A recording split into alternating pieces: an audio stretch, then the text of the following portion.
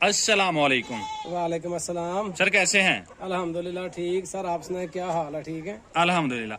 अच्छा सर, बहुत सारे इंटरव्यू पहले भी हमने आपके किए माशाल्लाह। आप एक यंग उम्र में काफ़ी सारे इंफॉर्मेशन जो है वो लोगों को मुहैया कर रहे हैं। तो बताइएगा कि एक नया बंदा अगर वो इंपोर्ट कर लेता है कहीं से बर्ड या कहीं से ख़रीद लेता है तो उसे संभालना नए बंदे के लिए मुश्किल काम है। तो आप क्या कहेंगे उसे कि वो किस तरह से संभाल सकता है? सबसे पहली बात तो ये है कि बर्ड को इंपोर्ट करवाना ही बहुत बड़ा काम है, मुश्किल काम है, बहुत ज़्यादा पैसे लगते हैं। समझ लें कि अगर आप यहाँ से किसी से इंपोर्टेड बर्ड्स के चिक्स ले लेते हैं ना, तो वो आपको 50% रियायत पड़ जाते हैं। इंपोर्ट करवाने में उससे 50% ज़्यादा खर्चा आपका आएगा।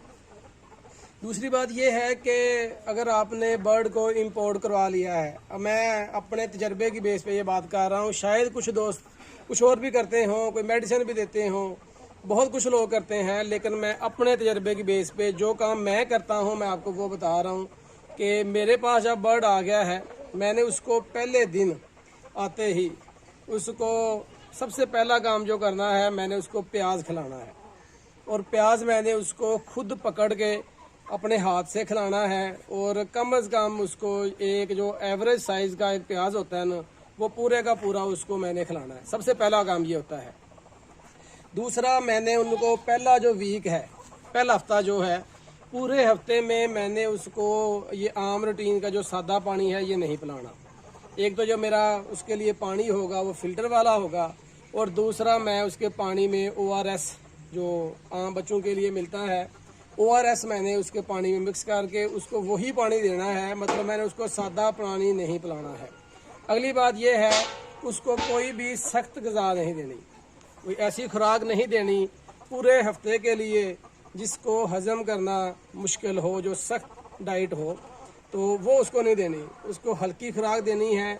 आम रूटीन में आप चाय के साथ रस दे सकते हैं, आप रोटी भिगो के दे सकते हैं। मतलब गंदम, बाजरा या ये चना, मकई वगैरह पहला वीक उनको नहीं देना।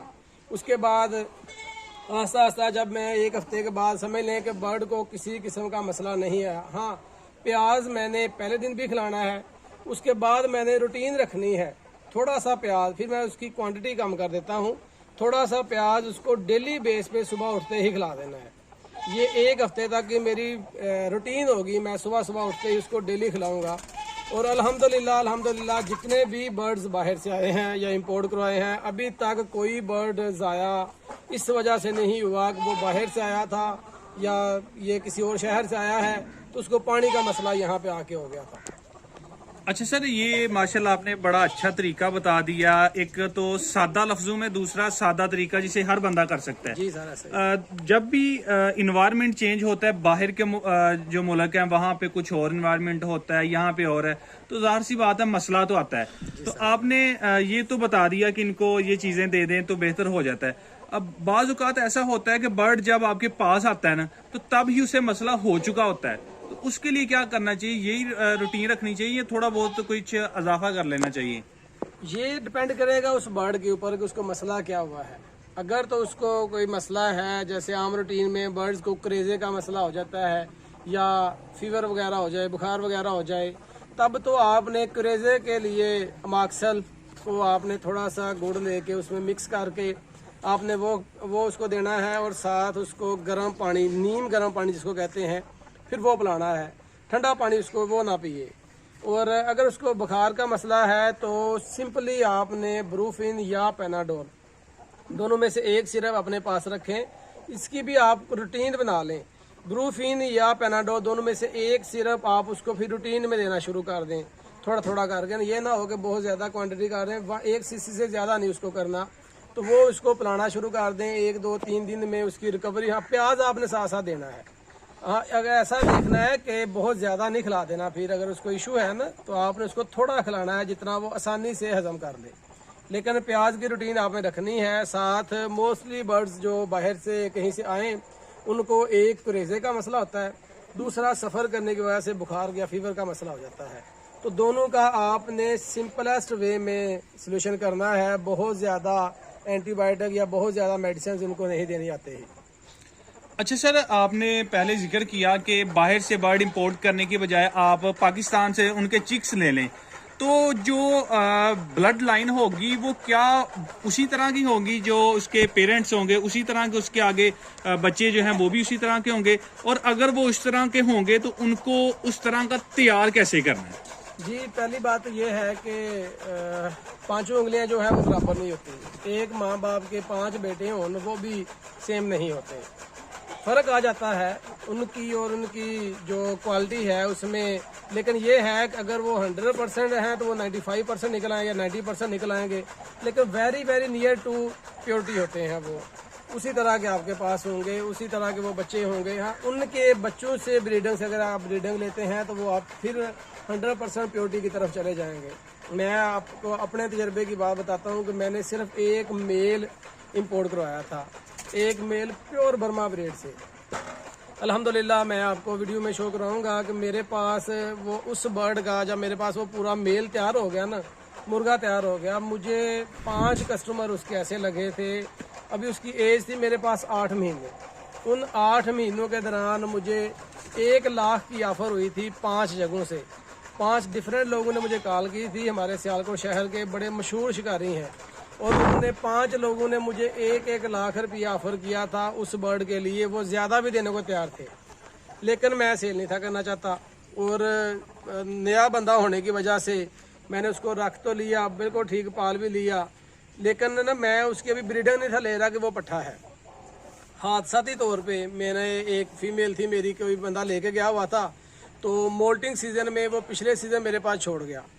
अब मैंने उसको मेल के साथ लगाया, मैंने कहा इसने कौन सा क्रॉस होना, अभी ये मोल्डिंग में है।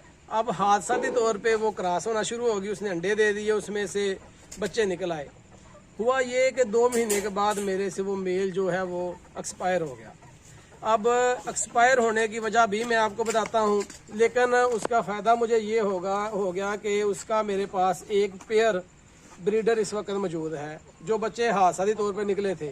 तो अल्हम्दुलिल्लाह उनकी ब्रीडिंग अब मेरे पास चल रही है। अब उन दोनों में से जो मेरे पास उसके बच्चे थे, अपने जो बड़ा मेल था उसके जैसा कोई नहीं था, लेकिन अब मेरे पास जो बच्चे निकल रहे हैं मैं आपको दिखाऊंगा, उनकी सेम टू सेम प्योरिटी जो है वो अपने दादा की तरह की है, सेम उसकी तरह जाते हैं। मतलब अगर आप अगली जनरेशन से लेते हैं तो आपके पास प्योरिटी फिर से वापस आना शुरू हो जाएगी। अब मैंने बात की है कि मेरे पास वो मेल जो था वो एक्सपायर कैसे हुआ ये कि उसकी टांग को ना मसला होना शुरू हो गया, कोई दर्द निकल आई। अब मैंने अपने तौर पे उसका इलाज करना, उसका आराम आ जाना, लेकिन फिर दर्द निकल आना। मैंने आस्ता आस्ता से कोशिश की जिस तरह मैं देसी तरीके से करता था। अब हुआ ये कि मेरे ज़हन में एक दिन बात है, मैं कहा यार किसी डॉक्टर से मशवरा कर लेता हूँ। मैंने सियालकोट में मेरे पास एक डॉक्टर का नंबर था, बड़े स्पेशल डॉक्टर हैं सिटी में। मैंने उनको कॉल की, मैं कहा सर मेरे बर्ड को ये मसला है, टांग में दर्द है, तो इसके लिए मुझे कोई मेडिसिन दें। बहुत स्पेशल बर्ड है, मैंने पहली दफ़ा इंपोर्ट करवाया है, तो मैं परेशान हूँ यार, इसकी टांग की दर्द नहीं जा रही। उसने मुझे एक जो इंजेक्शन दिया था ना, वो दिया था डेकाड्रॉन। उसने कहा जी आपने ये इंजेक्शन लगाना है, आपका बर्ड जो है वो ठीक हो जाएगा। अब मैंने वो इंजेक्शन मंगवा लिया और उसको मैंने लगाया। उसने कहा जी एक ही पॉइंट लगाना है। मैंने एक पॉइंट लगाया तकरीबन रात को 10 बजे। अब हुआ क्या कि 10:30-11 बजे मैं गया तो बर्ड बिल्कुल ठीक अंदर घूम रहा है। मैं बड़ा खुश हो, मैं कहा यार वाकई डॉक्टर ने अच्छा इंजेक्शन बताया था, सही हो गया। जब मैं रात को 12 बजे गया दोबारा देखने के लिए, भाई महंगा बर्ड था, ऐसे बंदा पे हमारे, मैं बार बार उसको चेक करता था। रात को 12 बजे गया तो आगे वो मरा हुआ पड़ा था, शायद उसका जो इंजेक्शन था वो रिएक्शन कर गया। मैं आप दोस्तों को ये मशवरा दूंगा कि जो काम आप अपने हिसाब से अपने बर्ड्स को एक रूटीन में आदत डाल देते हैं ना, उसी आदत पे आपने अपने बर्ड्स को रखना है। किसी बंदे ये नहीं कहना यार वो बड़ा स्पेशल बंदा है, उसके पास बड़ा नॉलेज है, तो उससे पूछ के आपने अपने बर्ड्स का नुकसान नहीं कर लेना।